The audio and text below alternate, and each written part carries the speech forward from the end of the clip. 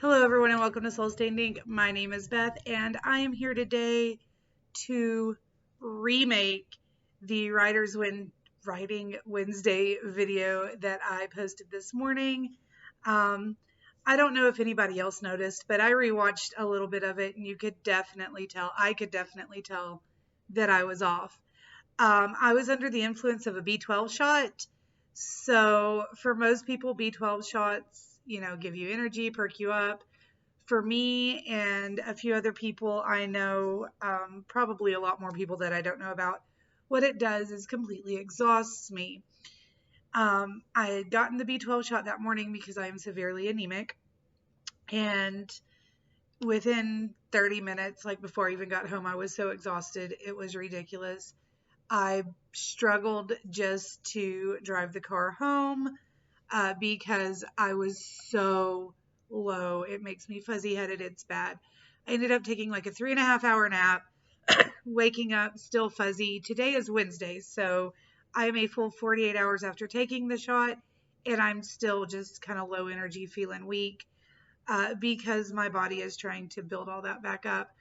But what that means is when I made that video on Monday evening, I was super fuzzy. When I watched it back, that is not how I wanted to portray myself or my book. So we are here again. Here is my book. I handwrite everything. So I handwrite it and then I type it up. There's not a whole bunch finished as of yet, just like these few pages. But I want to tell you about it. So I have mentioned before that I'm in my final semester of my master's degree. I did just get my application for the doctoral program turned in. My recommendations have been turned in, so hopefully I will be continuing on for a PhD. And if you would like me to tell you about what I want to do with that, let me know and I'll make another video. But one of my classes that I'm taking this year or this semester has a large final project, and you have several different options, and one of the options is a creative tract, and the creative tract allowed me to choose to write a middle grade novel. So that is what we're working with. It has to have something to do with an adaptation because this is children's and young adult fiction in adaptations. So this book is going to have several characters and authors from like beloved classic novels. And basically what's happening is that we have 5 middle grade students. They're all 11 and 12. And their teacher who teaches AP English and creative writing. So these 5 kids and Ms. Hurst, their teacher, start noticing some new teachers around the school that seem really familiar in a really odd way. And these are actually characters that have come out of the world of creativity and are trying to get these students to help them because there is a big bad who is attempting to suck creativity out of the creative souls of authors, because if you're a beloved author, when you pass, your creative being, like your creativity, goes on to be allowed to live in the world of creativity with your characters. And all of these separate little worlds are connected by a train that runs between them. So like Winnie the Pooh can go visit Frodo. It's in my head, it's really great. I really hope that I can get it down onto the paper. In my previous video, I read you a little bit of the introduction, but I think instead I'm going to tell you about my characters. So we have Ms. Hurst, who is the English teacher. She loves to write, and she runs the AP Literature course, obviously, but she also runs the creative writing elective. So the 5 students that are in the elective have her for AP English as well. They're the only 5 in both courses. It's a medium-sized school. Hold on just a second. My lunch is ready. All right, so I got my lunch. You can't really see it. I don't want it to fall.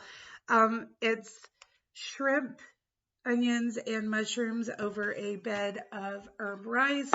I have PCOS, which is part of the reason I have such bad anemia, and they've put me on this new diet to try to sort a lot of that out. If you'd like to know more about that journey, let me know about that as well.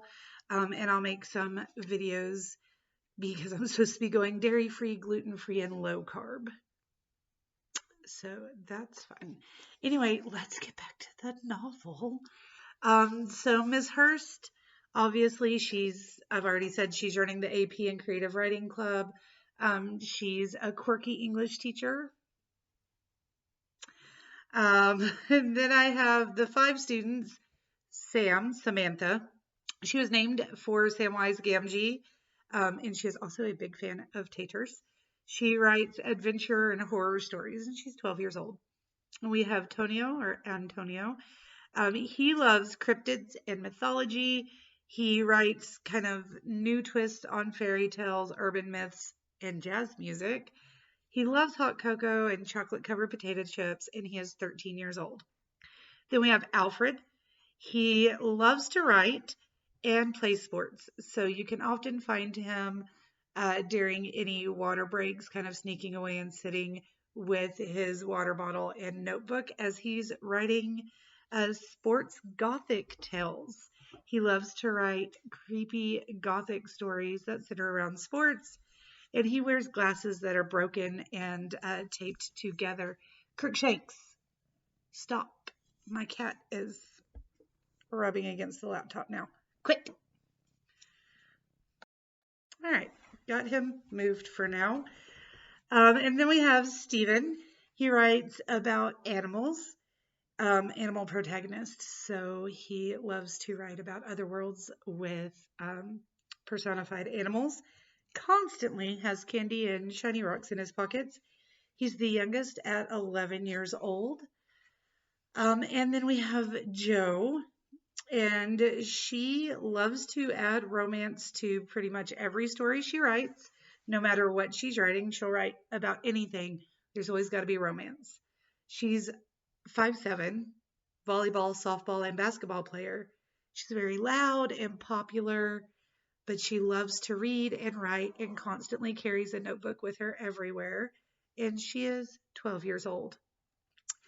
And in Central World, which is what the characters call our part of the universe, we also have a new football defensive coach who is not quite what he seems, a home economics long-term sub who, again, not quite what they seem, a new assistant band director, not quite what they seem, a new cross-country and track coach who is, again, not quite what they seem, and a little man with Coke bottle glasses who is our new librarian. He's very, very short. His hair looks more like feathers, and he makes constant little cooing sounds that sound like he's asking you, who?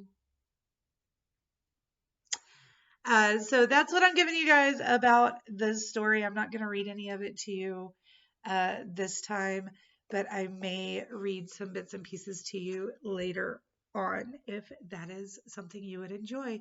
So there is a much better video for Writing Wednesday. I hope that you enjoyed it. Let me know if you have any questions, comments, excitement, anything about what I'm writing, and I will talk to you guys again soon.